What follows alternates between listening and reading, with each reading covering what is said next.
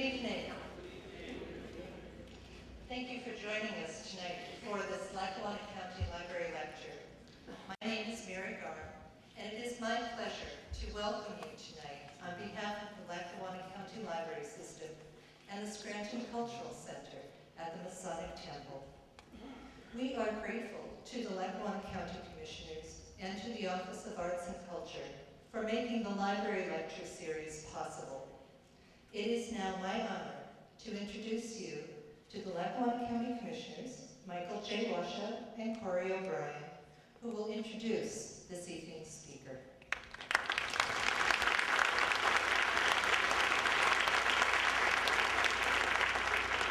Good evening, everyone. You know, Mary said that she's grateful to the county commissioners, but really, we're grateful to all of you because it's through the arts and cultural tax that this evening is made possible, and we're ever so thankful that Mary and the library board chose the person that's going to address us this evening because of the theme that he's going to be talking about this evening. You know, this was ground zero for a long time. It was just a week and a half ago that Caroline Kennedy was behind this curtain wall that all of you will see at the reception, or most of you are familiar with, after the lecture when you go there for the reception. And we know that throughout the presidential campaign there was great interest in our community. And the presidential candidates came, and all of you came out to hear them, the presidential and the vice presidential candidates. So it's a great pleasure for us to see the library utilizing the cultural tax in so meaningful a way so that we can continue the consideration of the presidency and presidential politics. And now without any further ado, I'd like to turn the program over to my colleague Corey O'Brien. You know, people say that they see us together everywhere, but we are together because we're working together hard on your behalf. And I might add that Commissioner Munchak would have been here tonight. He too was working hard on your behalf. And he would have been here had he not had a previous commitment. But Corey? Thanks, Mike. It's an honor to be here and an honor tonight to be able to introduce our guest lecturer. Michael Beschloss is an award-winning historian of the presidency and the author of 8 books, including his most recent work, the acclaimed New York Times bestseller, The Conquerors, Roosevelt, Truman, and the Destruction of Hitler's Germany. Newsweek has called Beschloss the nation's leading presidential historian. He is a regular commentator on PBS's The NewsHour with Jim Lehrer and a contributor to ABC News. Beschloss was born in Chicago. I think we know somebody else who was born in Chicago that we like an awful lot. On November 30th, 1955, he is an alumnus of Eagle Brook School, Andover, Williams College, and Harvard University. He has been a historian on the staff of the Smithsonian Institution, a senior associate member at Oxford University in England, and a senior fellow at the Annenberg Foundation in Washington, D.C. Beschloss holds 2 honorary doctorates. He is a trustee of the White House Historical Association, the National Archives Foundation, the Thomas Jefferson Foundation, the Urban Institute, and the University of Virginia's Miller Center of Public Affairs. Almost as many places as Mike Washoe. He lives in Washington, D.C. with his wife and their 2 sons. It is our great honor and privilege on behalf of Lackawanna County and all of the residents of Lackawanna County to welcome to Lackawanna County Michael Beschloss.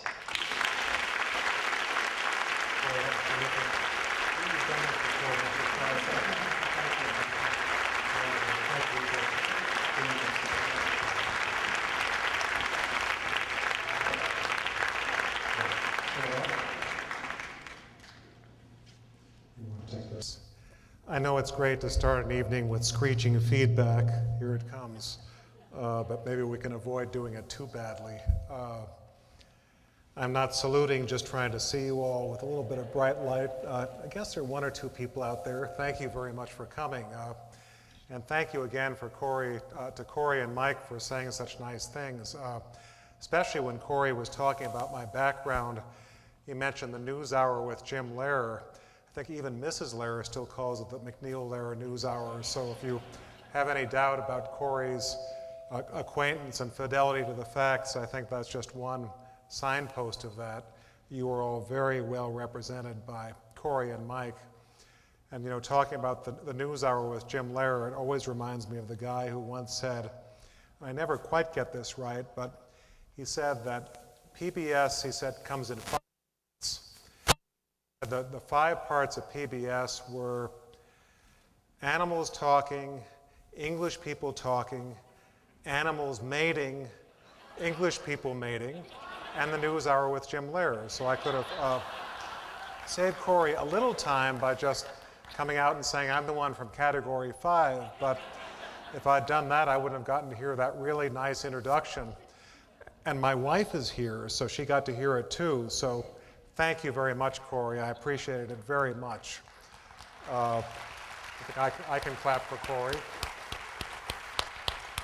Actually, Jim Lehrer, I hope you all watched once or twice, but at least watched. He was the moderator of the first presidential debate between John McCain and Barack Obama. It now seems about 10 years ago. Can you believe this campaign, how long it seems? But Lehrer was the one who originally got the idea of putting historians on TV regularly.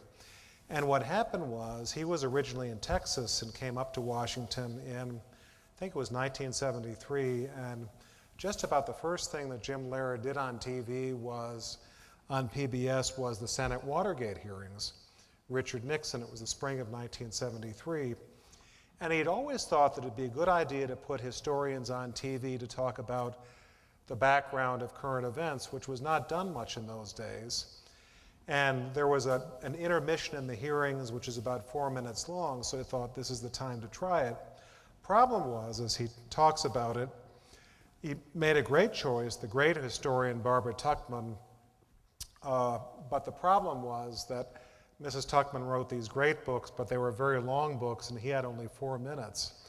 So as Lehrer tells the story, they were on the air, 4-minute intermission begins, and he says, Mrs. Tuchman, does Watergate remind you of anything in history?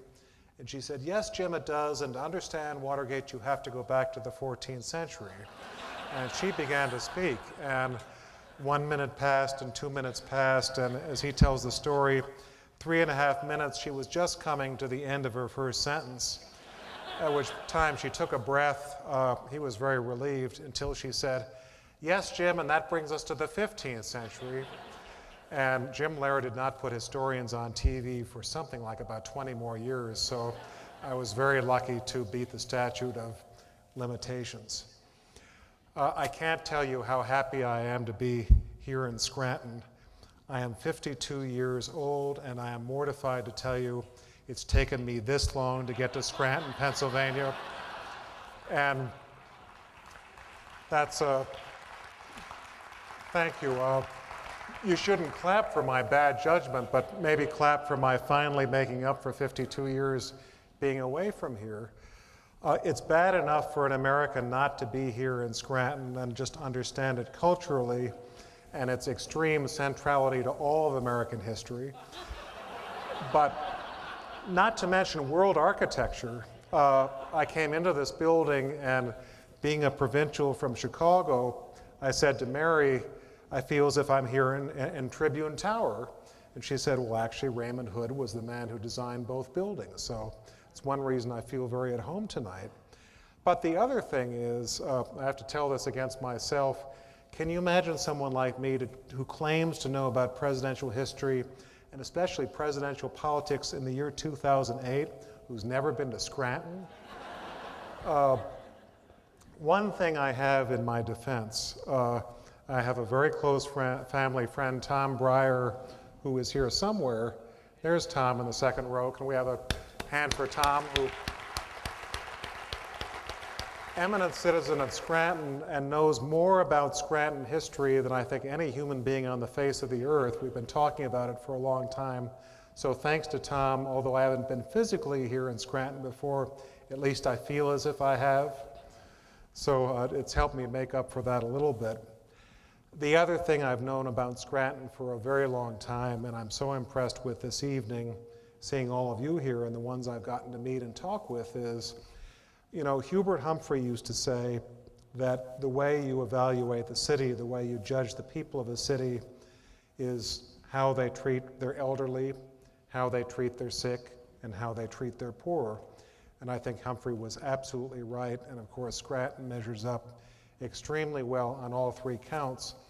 But if you'll forgive me for adding, another way that I evaluate a city is what kind of a library system it has. I think it tells an awful lot about the people who live in that city, and particularly the government that they elect. And I need not say that anyone who comes here, if you were a Martian who came and saw the Lackawanna library system, you would realize that not only is Scranton the epicenter of American history for 2 centuries, and not only the epicenter of presidential politics in 2008, which it really is, but particularly at the absolute top of library systems in this country. I know how hard it is to do and sustain. You should be very proud of what you have here.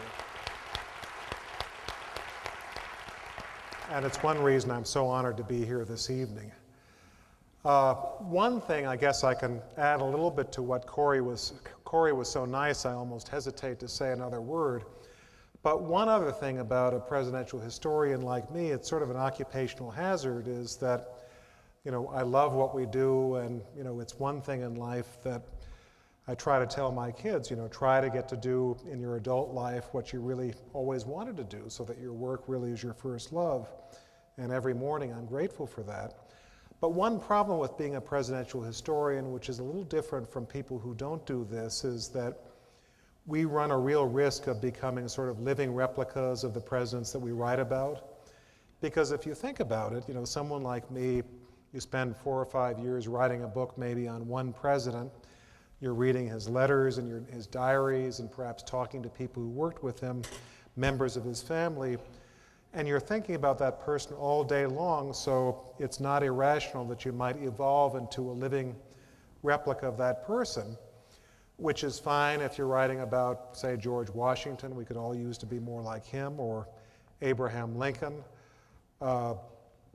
James Buchanan, a Pennsylvania president, had some good qualities, perhaps not in the range of Washington and Lincoln, but there are some things to emulate. I did 2 books on Lyndon Johnson, which in terms of becoming a living replica is somewhat of a more mixed experience. And it sort of shows the problem, because in that case, these were books that were based on these tapes that Johnson made of his private conversations. You may know about, you know, he taped people without their knowledge on the telephone, in the rooms of the White House, LBJ Ranch, even in his bedroom. I'm quick to add that unlike the Nixon system, at least the taping system in Johnson's bedroom had an off-on switch, so not everything was recorded. But anyway, you know, you're listening to tapes and you particularly sort of immerse yourself into the president that you're writing about. And so when I was thinking of writing about LBJ, my wife, who was here, I thought, you know, at least I owed it to her. She wasn't entirely sure she wanted to wake up next to a living replica of Lyndon Johnson for the next 5 years. And I'm not a lawyer like Tom, not an eminent lawyer, but I thought at least maybe I'd do some due diligence and at least show her what I might be like if I turned into LBJ, and also show my assistant. And so for my assistant, I thought the best way to show her what her life would be like living with me if I became too much like Johnson was, I played her a tape of Johnson talking to one of his assistants, or more to the point, screaming at one of his assistants. And there were 800 tapes of Johnson screaming at his assistants, so it was easy to choose one, which I did. And I put the headphones on my assistant's head, and she listened to this tape of Johnson screaming, and she quickly took off the headphones and said, you know, Michael, I don't know if this is the best book for you to be writing at this point in your career, she said, at least as long as I'm working for you. But for my wife, I thought I'd play her a tape of LBJ talking to Lady Bird. And one of the revelations of this taping system of Johnson's, well, I guess one of them is that he taped his wife on the telephone with him without her knowledge, which I would not recommend for any marriage. She took it in good humor when she found out years later, but not a great thing to do. But given that he made these tapes, when he called her up, he talked to her just beautifully. He'd call her up and say, my darling, I long to see you. My wife took one listen to that and said, this is exactly the book you should be writing. You really should learn to talk a lot more the way that he did. So with that approval, I went on and did this project.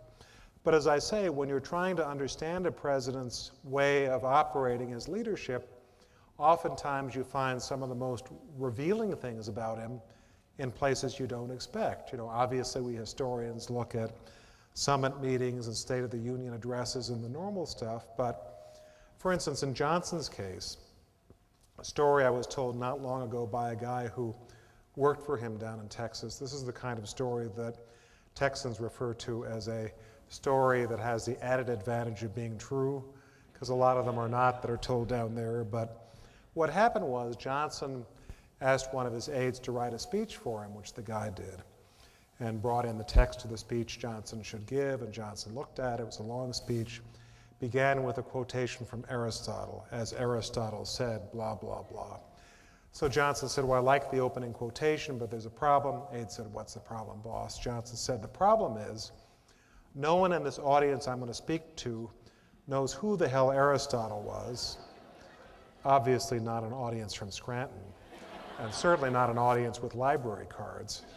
But he says, no one in this audience is going to know who the hell Aristotle was, he says to the speechwriter. So keep the opening quotation, but change it to, as my daddy said. It's the kind of thing that worked for Johnson, but would not work for me, I assure you, as a historian, that I began to take on some of these habits. I mean, if Johnson were here tonight, he'd count the number of people here. When he gave a State of the Union address, he'd have a guy stationed near the podium, counting the number of times the president was applauded. Johnson would finish, come off the podium, say, how many times was I applauded? And the aide would say 47. Johnson would say, no, it was 48. I was counting every one. But when he went back to Texas, he built a presidential library, as modern presidents do. And he had a bit of a problem because he opened this library spring of 1971, the height of the Vietnam War's unpopularity. And with a lot of people angry at Johnson, not too many people eager to go to a museum to the glories of Lyndon Johnson in Austin, Texas. And very quickly he realized that no one was coming to this library, and he knew the feds would cut his budget fast if something was not tried fast. And so he got an idea. And the idea was this: has anyone actually been to the Johnson Library or seen it down in Austin? Yeah, so at least a few. So you would know that it's across the street from a rather large football stadium, University of Texas. A lot of people on Saturdays, about 40,000. So Johnson called the guy who makes announcements at halftime and said, make an announcement at halftime at Saturday saying, anybody who wants to take a leak or get some cool water can do it at the Johnson Library across the street. And the announcement was made, and thousands of people flowed through the front doors. By the end of 1971, the Johnson Library was the best attended presidential library in the United States. And here we are 37 years later. Johnson Library is still the best attended presidential library in the United States. So you begin to learn the way these guys got things done. I mean, would you tolerate one more Johnson story that sort of makes the point? I don't want this to get too Johnson-ocentric, but another case, Johnson, I had the idea that when you're trying to study a leader, look at the letters and the diaries and so on. But another way is, if the president you're studying built a house, and he had a lot to do with designing and building, you could go through the house almost as a Martian who knows nothing about this guy, and by the end of your time there, it's almost like walking through the person's autobiography. How many here have been to Mount Vernon, for instance? Well, pretty good number, a lot of field trips and family trips, I would hope. Monticello with Thomas Jefferson. You go through and you understand who these people are. I mean, one thing, I've got two boys who are 14 and 12, and over the years I've tried to get them at least a little bit interested in what I'm doing. They don't have to become historians, but I'd like them to like what I love. And it sort of works partly. One problem is that when your father's an historian, it can get pretty soon if you try to overdo it too heavily. And the problem is that when I'm lecturing to my children on the excitement of presidential houses, their reaction is ecstatic. their reaction is sometimes sort of the look they give me reminds me, once LBJ was talking to a famous economist who was brilliant but not too scintillating. And finally Johnson interrupted the guy and said, "Professor, you know what the problem with you is?" He said, "The problem with you is when you're talking about economics," I'm going to clean this up for this audience. This is almost what he said. When you're talking about economics, Professor, it's like peeing down your leg. Seems hot to you, but not to anybody else. So it's sort of, we were talking about this earlier. It's roughly the reaction that my children have when I'm, rhapsodizing about presidential houses. But if you're an historian, it really does tell you a lot. So anyway, what happened was, when I was doing these Johnson books years ago, Lady Bird, who was still alive and wonderful person, understood historians, said, you really should come through my house one day on the LBJ Ranch, because Lyndon had a lot to do with building it. And I said, "Well, Mrs. Johnson, you've been kind enough to have me and my wife there to dinner a few times." And she said, "Yeah, but I know you historians. You were sitting there in the dining room and you were wondering what was going on in the bedroom and the closets and what the rest of the house looked like," which is exactly what was going through my mind. So she very nicely said, "Why don't you come there one day when I'm not here and take a look around and get a sense of who my husband was?" And so we had the great treat. In those days, that house was not yet open to the public. It will be open soon. And my wife and I, Afsana, who's here, went. And we went with my friend Brian Williams, who's a big consumer of presidential history, and his wife. He's interested in Johnson too. And we had a great day going around the ranch and going through the house.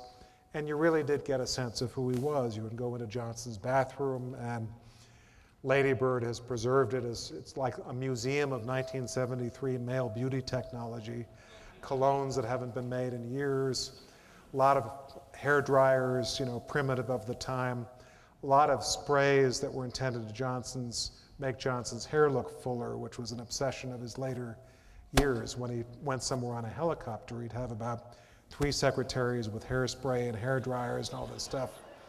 It almost was more important to him than certain things like relations with the Soviet Union, it seemed. But anyway, we went through the house and went out back, and my wife said, "What is that?" And I knew there are some benefits to being a presidential historian. What she saw was, and what I saw was, a little car. It looked like sort of a pale blue convertible Studebaker, but what it actually was something called the Amphicar. Anyone here ever heard of the Amphicar? Do you want to tell us what the Amphicar was? What was the Amphicar? Goes into water and goes on land. Amphibious car, but it looks like a normal car. Obviously someone with a library card in the Lackawanna library system. Shows you the benefits of using this great thing that you have here, these wonderful libraries. So it was an Amphicar, but if you didn't know what it was, you'd think it was a normal car. And you might wonder why I'm bringing up this odd gadget that Johnson had, this car. But Johnson had it for 2 reasons. One was he always had to have the latest gadget. And the Amphicar in the early 60s was a big deal. And in Johnson's case, it is said that he saw it in one of the early James Bond films, either Dr. No or From Russia with Love. And James was driving an Amphicar, and more to the point, a really beautiful woman was in the passenger seat. So Johnson said, "I've got to get me one of those," which he did. But the more serious thing was the way he used this Amphicar was, if you were a new member of Johnson's White House staff, he would invite you down to the LBJ Ranch, and he would say, "Let's go for a drive in my car." And you'd hardly say. So you'd get in, and he would famously gun the engine. You'd be going about 120 miles an hour, and he would charmingly throw his Stetson across the speedometer so you couldn't see how fast you were going, although it was obviously pretty fast. And these were the years of the imperial presidency. He began this very fast drive with a full paper cup of Cutty Sark. 2 minutes, the cup was empty. And the way Johnson would have this empty cup refilled, I am reliably told, he would jam on the brakes, and the Secret Service agents had to come hustling so fast to get the thing refilled that if they didn't fill it fast enough, he would threaten to have them deported to some distant post they didn't want to be in. So they were usually pretty fast. And then once again, if you were the new presidential aide in the passenger seat, you'd find yourself going extremely fast straight toward Lake Lyndon B. Johnson. Anyone want to guess who named Lake Lyndon B. Johnson? Don't even need the library system for that, I think. You could probably guess. You'd be going straight toward the lake, at which point the president would say, "The brakes are failing, we're all going to die." So you might think this is the caprice of some madman, but for Johnson, he wanted to answer what was for him the eternal question: when the crunch comes, will my new aide try to save his president, or will he try to save himself? Now, Tom has had Washington experience, so he's not allowed to answer. Anyone else here had Washington experience? Well, a few people. So Corey has. So it will not surprise Corey when I tell you that, at least by my count, all the aides in this situation always try to save themselves.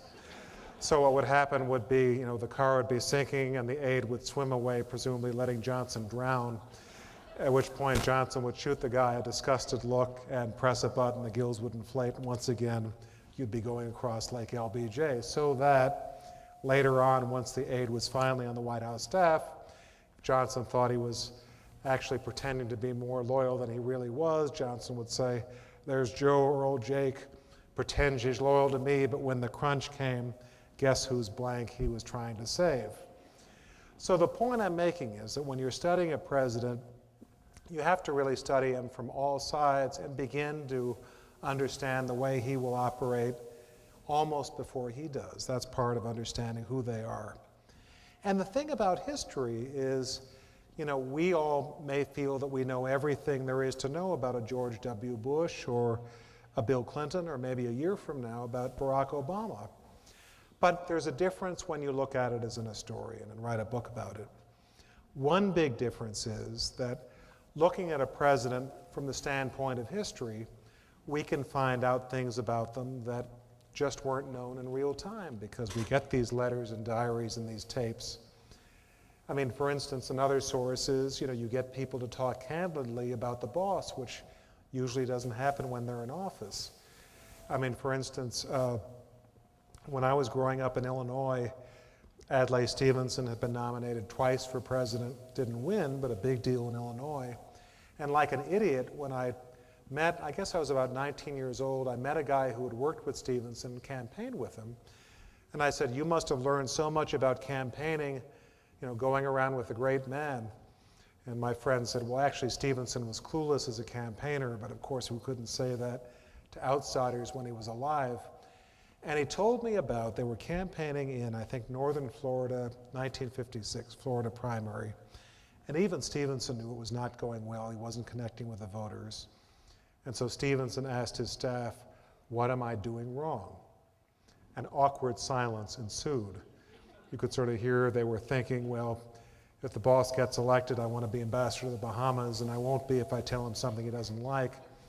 But I think finally they probably figured out Eisenhower was going to win that year anyway, so why not tell him the truth? Brave guy stepped forward and said, "Governor, here's the problem. This morning, we were in that shopping center. That little girl handed you that stuffed dead baby alligator." Stevenson said, "Yes." And the aide says, "Well, what you should have told that little girl was, 'Thanks for the stuffed dead baby alligator. It looked perfect in my living room back in Illinois,' instead of what you did tell her, Governor, which was, 'For Christ's sake, what's this?'" It's a kind of thing that you learn later on, adds to your understanding of these people. There are a couple of things that historians can actually bring you. Another example I can think of, I was writing years ago a book on John Kennedy, and I was writing about a meeting that Kennedy and Harold Macmillan, the British Prime Minister, had in London, Kennedy's first year in office. And I read the New York Times and other newspapers, and they had accounts of this meeting and said the two leaders discussed the Soviet Union, other grave issues. But when I was writing the book, I actually got a hold of the notes that were taken by a guy who was sitting in on this private meeting, not just a reporter outside. And you read the notes, and as far as I could tell, Kennedy spent most of this conversation, or at least a lot of it, complaining to his friend Macmillan about bad press coverage of Jackie. press was saying that Jackie spent too much money, spent too much time in Europe. Kennedy felt the same way, but didn't like to see it in the newspapers. So he's complaining to Macmillan, this is terrible, it's making me miserable. And Macmillan was a generation older and wiser and said to Kennedy, Jack, just brush it off. It's just the press. What do you care? And that just made Kennedy more annoyed. He said, well, that's easy for you to say, Harold. It's not your wife. How would you like it if the British press said that your wife, Lady Dorothy, was a drunk? She actually was a drunk. And Macmillan said, well, if the British papers reported that my wife was a drunk, I would just issue a statement saying, you should have seen her mother. It's the kind of thing that adds to the texture of all this that watching these people in real time you just don't get.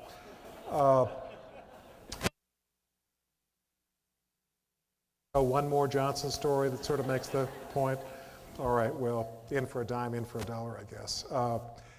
This one, in advance, I have to tell you, was in questionable taste, as many Johnson stories are, so I apologize innocuously as I can. But when I was doing these books on Johnson's tapes, I was listening to his tapes for one day in August of 1964.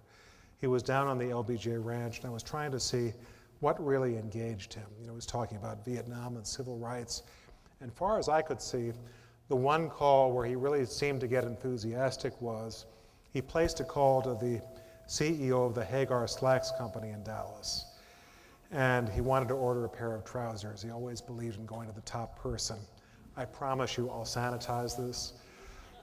So calls up Mr. Hagar. I've got your trousers, bought them in a store, like wearing them on the ranch, but the store-bought kind are not quite comfortable. And he goes into extreme anatomical detail, which I will not inflict on you, to describe why they're not quite comfortable. I guess the one line I can quote, he says they're like riding a wire fence. Well, Mr. Hagar got the idea and soon sent him a pair of custom-made Hagar slacks. Everyone was happy. So that's how Johnson spent one day on the ranch in August of '64. And I should say that my wife, Afs, and I were down about a month after that book was published, in which I put that conversation. Figured if he said it, I'd put it in the book. And Lady Bird Johnson was kind enough to give us a dinner down at the Headliners Club in Austin just after the book came out. So I said, Mrs. Johnson, were you happy with the way my book was received? And she was very no-nonsense. She said, well, actually, Michael, I could have probably lived out the rest of my days happily without hearing you play the Hagar Slacks tape on Larry King Live. She said, but she said, you should know that Hagar Slacks tape is my grandchildren's favorite, so go figure. So anyone who can explain that, please meet me at the end of the evening. I'd be very grateful. And actually, about a month after that, I got a letter from old Mr. Hagar offering me a free pair of custom-made Hagar slacks. So who says there are no perks for historians?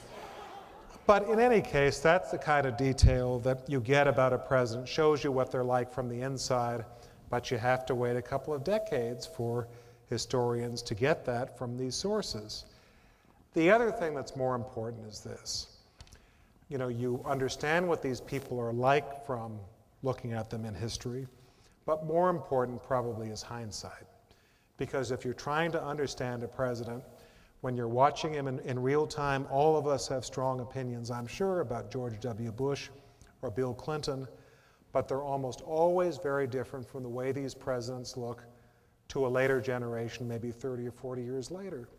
And there's a reason for that. And the reason is, if you wait a few decades, you know how the story turns out.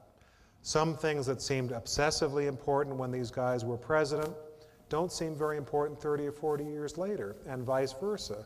That changes your view. Best example I can think of is Harry Truman. Truman went back to Missouri, 1953, very low public approval rating, Gallup. Anyone know what it was? Want to take a guess? Who said 23? Excellent. Someone who uses the Lackawanna County Library System. Let's have a hand. Absolutely, 23%. And in those days, that was like a president getting about 8% now, because, believe it or not, in those days, Americans were shy telling a pollster they disapproved of the president. Not a problem we have in 2008. So 23 was really low. And when I first learned he was at 23, I was sort of curious, why was the number so low? So I looked at the internals. Being citizens of Scranton, I'm sure you will know a political term like internals. Rest of the country probably doesn't, but you've been exposed so much to politics. The internals for Truman showed, why was he unpopular? Well, unpopular war in Korea, certainly. There was petty corruption in Truman's entourage. A lot of people mentioned that they didn't think that Truman looked and sounded like a president, didn't sound like Franklin Roosevelt. The true story is told that Truman was once asked by a reporter, "What do you think of Richard Nixon?" And his reply was, "I think that Nixon is full of manure." That's what he said.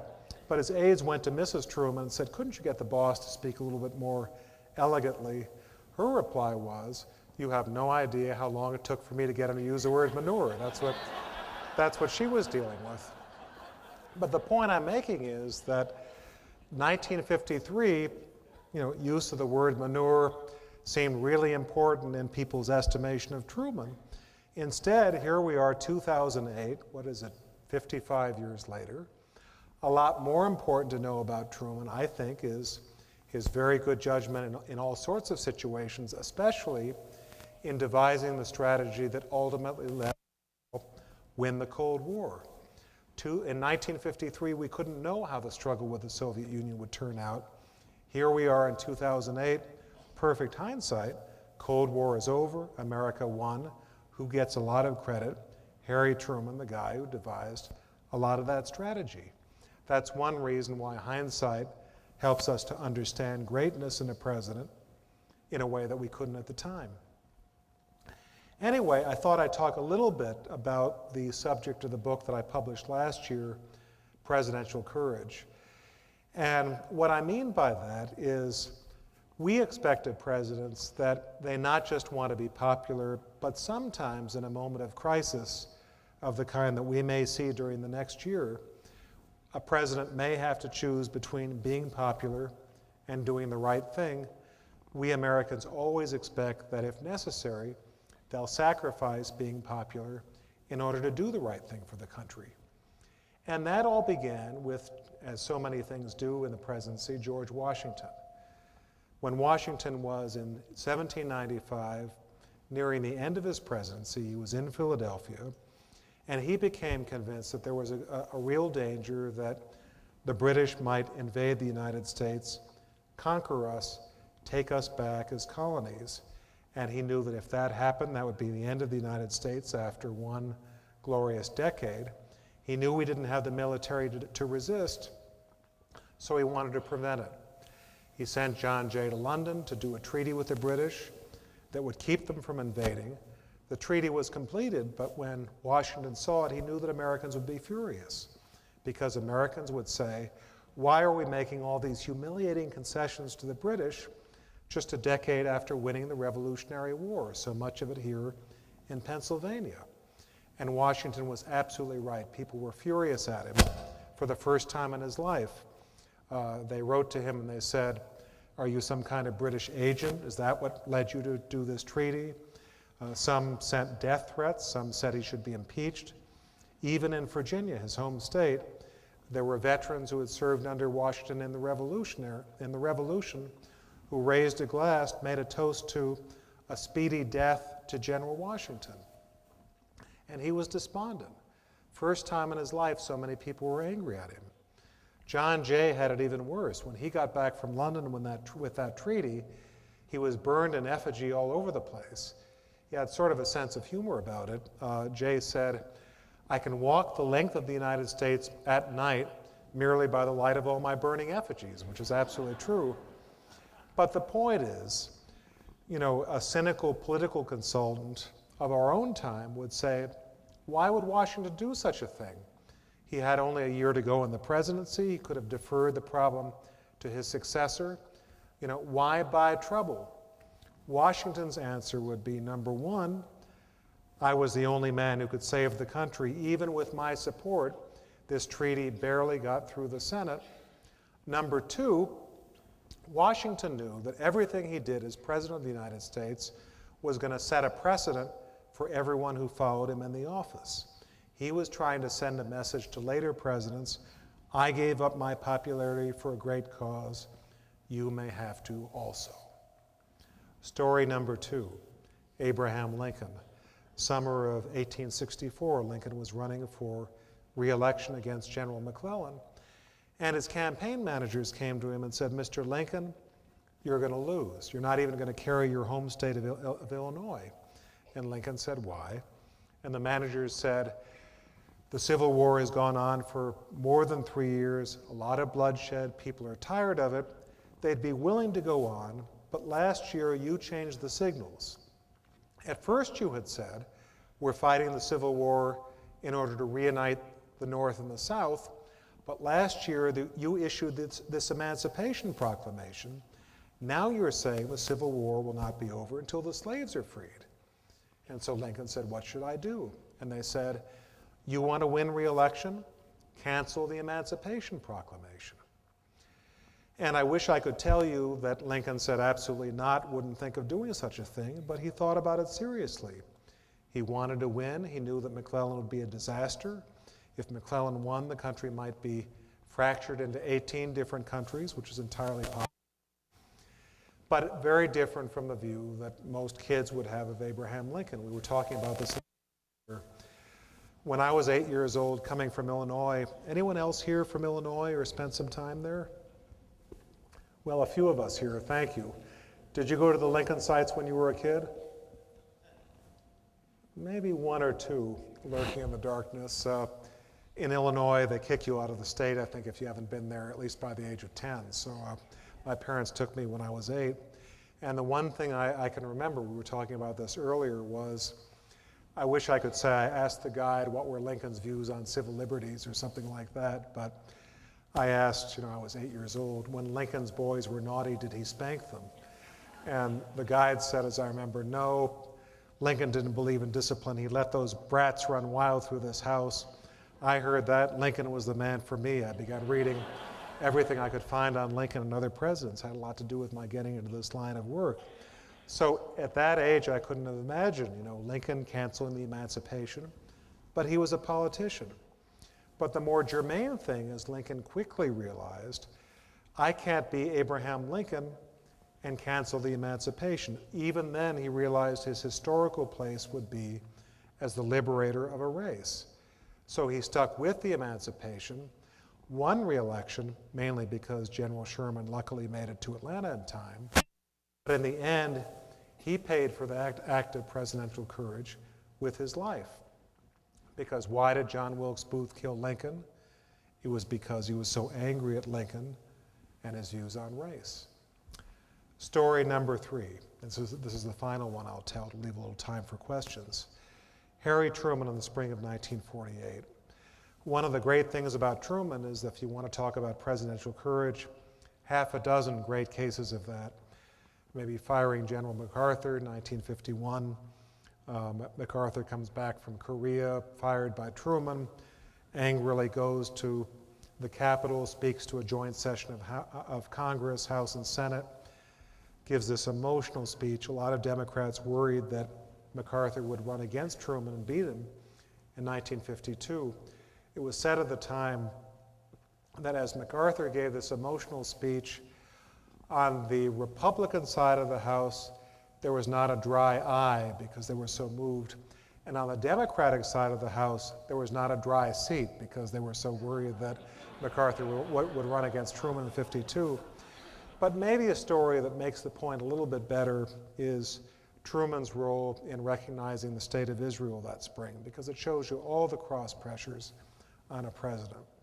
His Secretary of State, George Marshall, a national hero, threatened to resign if he did it.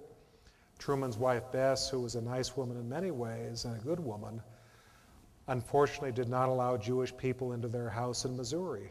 It was just the way that she had. And so as a result, she was not exactly advising Truman to endorse a Jewish state, which is very controversial. But on the other side, Truman had this old Army friend, Eddie Jacobson, with whom he had this famous failed haberdashery store in Kansas City. And Jacobson came to Truman at a crucial moment, tears streaming down his face, and said, "Harry, never asked you for a favor, but my people need help. They may have to face another Hitler. Do something for my people." Had a lot of influence on Truman. But the biggest influence on Truman was, I think, and you'd expect this coming from me, but it might also be true, Truman was a reader of history. When he was a kid, he had these very thick glasses. His parents said, "We're so poor we can't have your glasses replaced if you break them, so no football, no sports." And so as a result, Truman said, "I read my eyes out." He said he read every book in the Independence Public Library, which I actually thought was always an exaggeration until I went to Independence. It's not a very big library, so he probably did. What he lacked was the benefit of being here in the Lackawanna County library system, which I guarantee you he would not have been able to read every book, but would have been a much better education. One of his deprivations in life was that the library was pretty small. But in the spring of 1948, the book he remembered most of all was not one that he found in the library, but one his mother bought from a traveling salesman. And it was a book with the horribly politically incorrect title of, you won't believe this, Great Men and Famous Women. The idea was that women could not be great, only famous, 1890.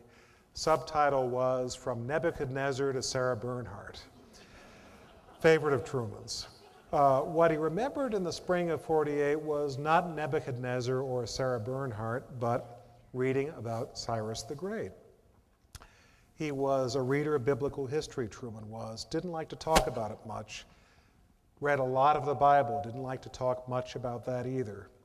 His favorite psalm was, "Yea, we remembered, or we wept when we remembered Zion." He always said that his grandfather in Missouri used to say, "When you hear a politician praying too loud, go home and lock your smokehouse." But he knew a lot about the Bible and biblical history. And in the spring of 48, he was trying to look for historical lessons that might help him through the confusion. And he remembered the story of Cyrus the Great bringing the Jewish people to Zion 2,000 years earlier. And so made the decision, saw his historical place, moved him deeply in his retirement. Just after Truman was president, he spoke to a group in New York, was introduced to the audience by his old friend Eddie Jacobson. And Jacobson said, about to introduce President Truman, who helped to create the state of Israel. Truman almost pushed Jacobson aside, said, "What do you mean help to create?" He said, "I am Cyrus the Great," he said, "I am Cyrus the Great." So much did he identify with an historical figure who gave him some context for the tough decision he had to make. So that's the point I'm making tonight. We all cast votes in the last election. I come from Chicago. We're allowed to vote more than once on election day, so we have a special responsibility. But one of the things that you can get from history is you go through all these presidents. One of the things that I think is most important is make sure we have a president, and I think we do have in Barack Obama, a president who does understand that in as serious a time as we are now in, you may have to sacrifice your popularity at times to do important things for the country. One final point I'll make before leaving a little bit of time for questions, and that is this. Barack Obama understands, as I think John McCain does, and would have understood it just as well if John McCain had been elected, that we Americans have been through a very tough time, not just recently, but these last 10 years. You go through American history, you'd be very hard put to find a decade in which we've had so many shocks to the system. If you think about it, go back just 10 years. 10 years ago tonight, there was a controversial impeachment. You go forward, the contested election of 2000, closest in history. 2001, the first attack on the lower 48 states since the War of 1812. Wars against terrorism, controversial war in Iraq, inconclusive war in Afghanistan. Katrina in 2005. Government, federal, state, and local was not able to rescue or alleviate the suffering of the people in New Orleans and the Gulf Coast, spanning all the way forward to the financial crisis that began in earnest this fall, so unforeseen, so confusing, and so brutal to so many Americans, a crisis that is tonight far from over, a very rough time. And the point I'm making is that I think President-elect Obama does understand, as John McCain does too, that one of the biggest assignments facing the next president is the assignment to heal this country and reach across the aisle. That's what Abraham Lincoln was talking about in his first inaugural that Barack Obama quoted from last week, when Lincoln talked about the mystic cords of memory that stretched to every patriot's grave. What Lincoln was talking about was that in Lincoln's time, most Americans then living had a real memory of the Revolution, Americans dying, how large a sacrifice Americans made to win our independence. So the point that Lincoln was making was that our history binds us together, even in 1861, a time that you saw almost anything but. That's the kind of moment that we really have to bring back. I think Americans understand that. I think our new president does too. And the final way of making the point, I apologize for this one more Johnson story. You will not throw me off the stage, but it sort of makes the point really well. Spring of 1964, Lyndon Johnson was trying to get a civil rights bill through Congress, especially through the Senate. Made a lot of people very angry. And my children, whom I otherwise lecture about presidential houses, once told them about the civil rights bill, made all these people angry. And my kids say, why did it make people angry? What was in this bill? And I said, well, the bill said you could use any hotel or restaurant, whether you were black or white. And my kids say, why did that make people angry? Thank God we've come so far, but it shows what a burden that we all have and how important it is to remind our kids of how bad things were so recently. So anyway, Johnson's trying to get this bill through the Senate. Southern Democrats aren't for it, they're anti-civil rights, so Johnson needs Republicans. And in those days, unlike these days, there were great friendships across the aisle.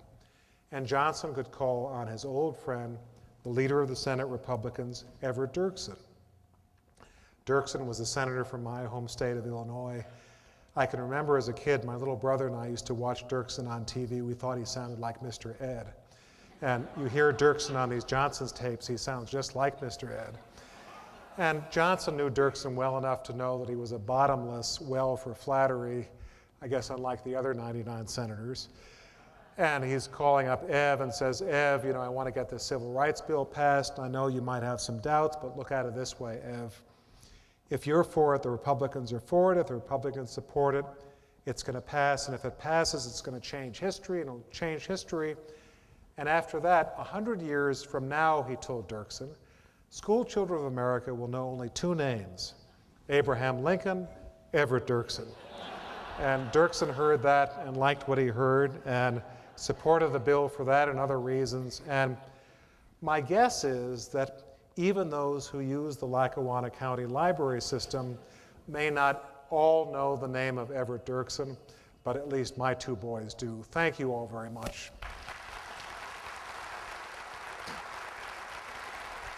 Thank you. We've got a little time.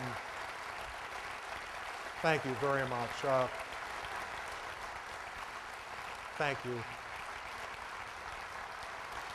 If anyone has any questions or comments or corrections, there are some microphones here, I think, at the front of each aisle, and would love to respond. And maybe is it possible to turn the house lights up a little bit? Just so that if anyone asks a nasty question, I can see who it is. You see my upbringing in the Chicago Democratic machine equipped me for such. I should, while you're collecting your thoughts, I tried to stay roughly within time. You remember at the beginning I said that we historians begin to resemble the people we write about. I should have warned you, one of the people I've written about is Hubert Humphrey, who some people may know spoke in increments of about 3 hours each. And even Humphrey once was giving a speech, and even he knew he had gone on too long, and he yells out to the audience, anybody here got a watch? And someone yelled back, how about a calendar? So I try to stay at least roughly within time, and we can talk for a few minutes, and also I'll be here afterwards. There's a reception and would be delighted to talk to you a little bit more privately. Yes, sir. Mr. Beschloss, thank you for a terrific address, and thank you for your comments election night. I watched the PBS coverage start to finish. That's the first wonderful. time I've done it in a long time. Well, thank you. I will tell that to my elders and betters. I appreciate it. In your opinion, what is Barack Obama's greatest asset in coming to the presidency, and what's his greatest liability?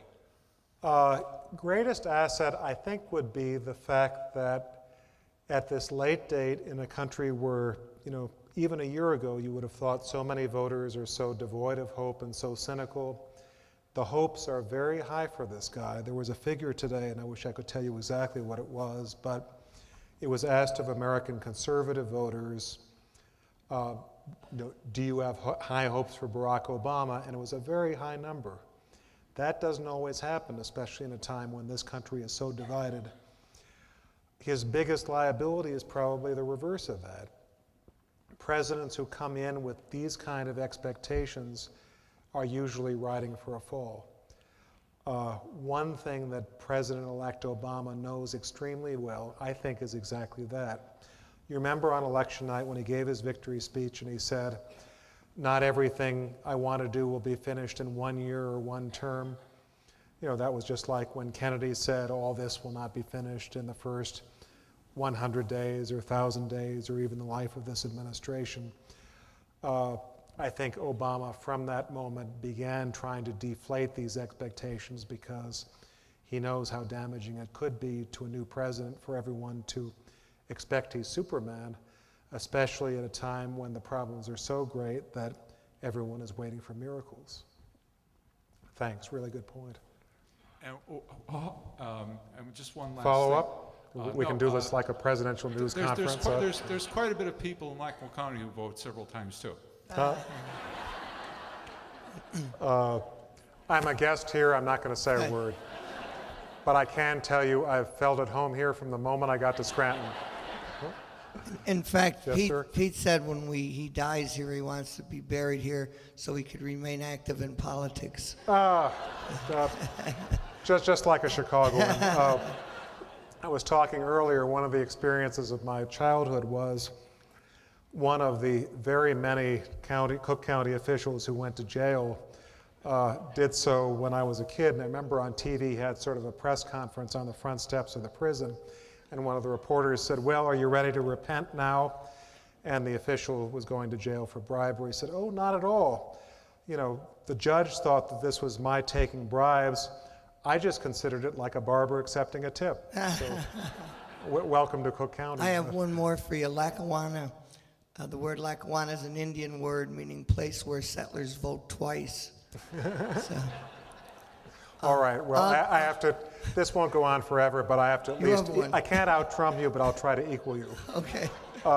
Close election 1960, the joke was told, 3 men were out on a rowboat. John Kennedy, Richard Nixon, Mayor Daley. There was a vote for president. The ballots came in. 1 vote for Kennedy, 1 vote for Nixon, 390 votes for Daley. You beat me on that one, that's Right. for sure. This can go on forever. I No, it apologize. won't. I'll end it here. Okay. You are our expert on the presidency, and we watch Especially, you. at least now that I've been to Scranton. I Yes, can no, claim that. we watch you all the time, and Thank you. you're the go-to guy.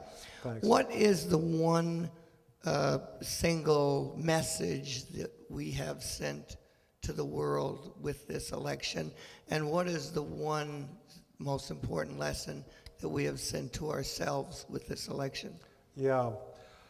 One message that we have sent to ourselves is, I think, the obvious one, which is that in this generation, Americans will elect an African American as president, which is something that a lot of people had doubts about down to, I would say, the evening of November 3rd.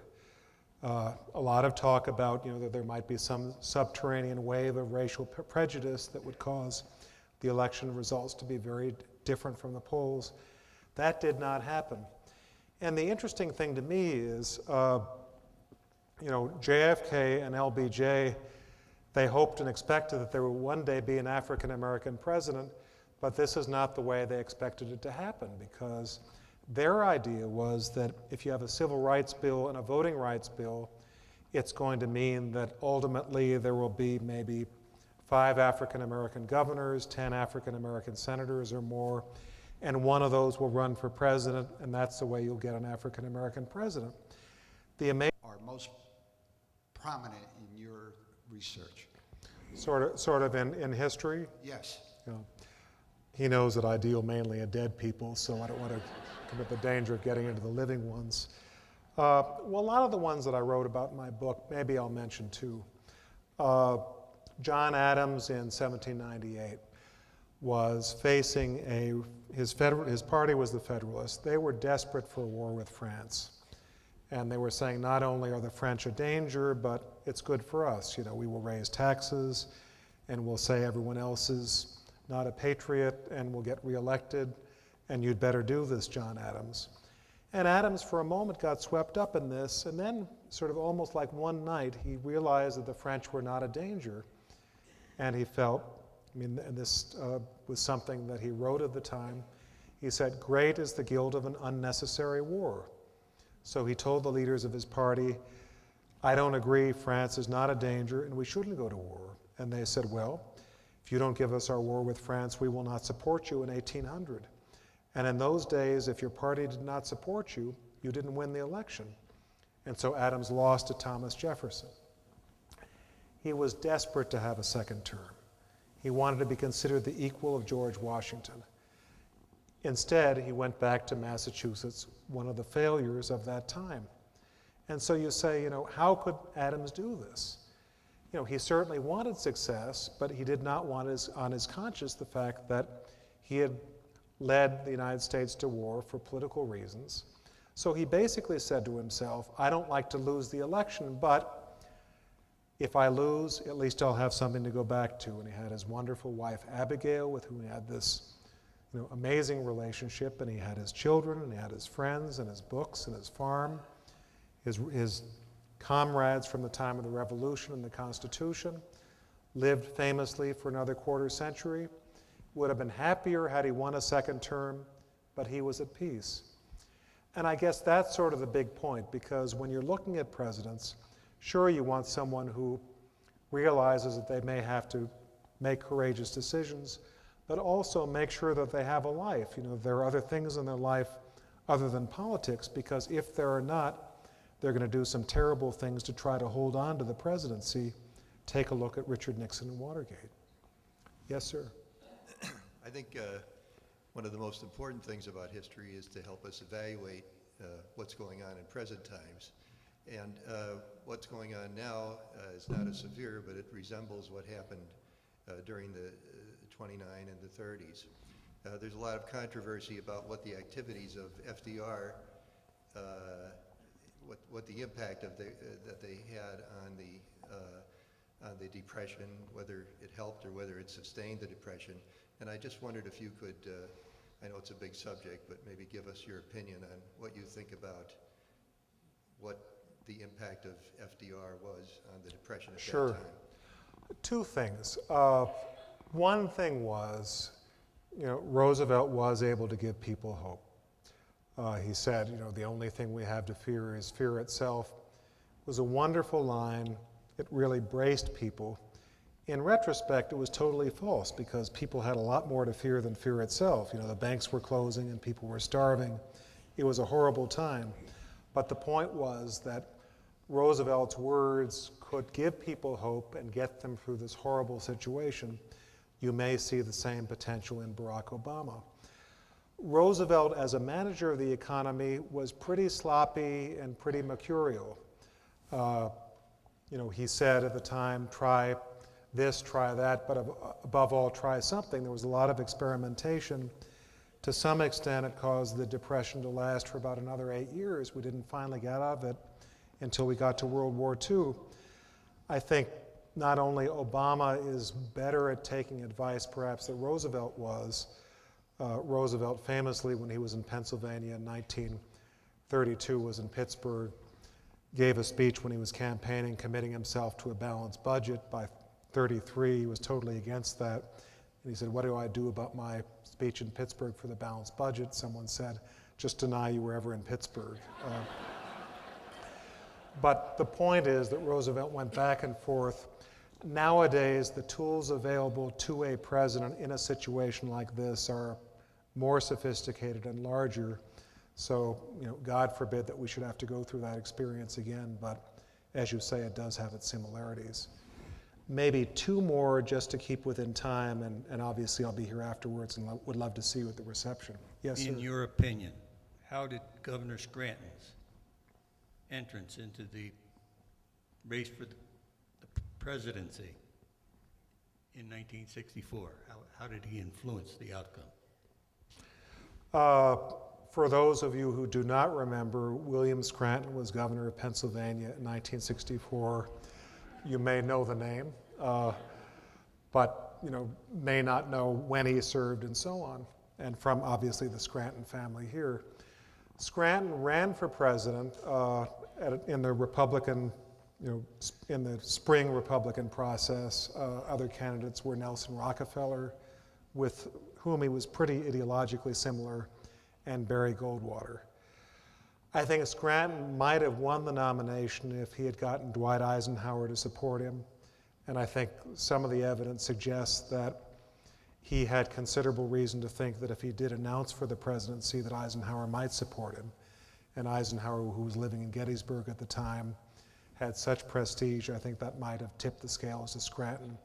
It did not happen, so as a result, the nomination went to Barry Goldwater and made it a fait accompli that Lyndon Johnson would win the election because Goldwater was considered to be too conservative. The interesting thing is that John Kennedy, when he went to Texas in 1963, was very afraid that if the Republicans nominated William Scranton or Nelson Rockefeller, Kennedy thought he would lose the election of 1964. He really dreaded that the Republicans would nominate a moderate like the two of them, because one of the reasons that Kennedy went to Texas was that when he sent their civil rights bill to Congress, summer of 1963, his poll ratings dropped like a hot rock. All the states in the South that had gone for him in 1960 were unlikely to go to the president of civil rights again in 1964. He needed the electoral votes of Texas to win re-election. That's why he was there. Thanks for the question. So maybe just one more, sir, and do you mind if we talked afterward just to stay within time? Would love to talk. Thank you, sir.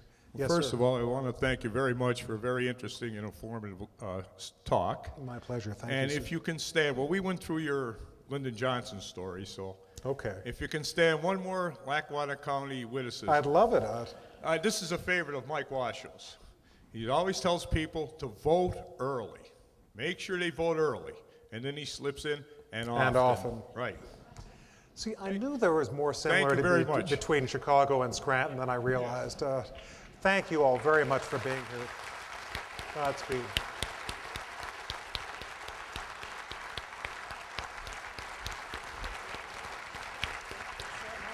Thank you, Mary. That was wonderful. Thank you. We'll get you around the back.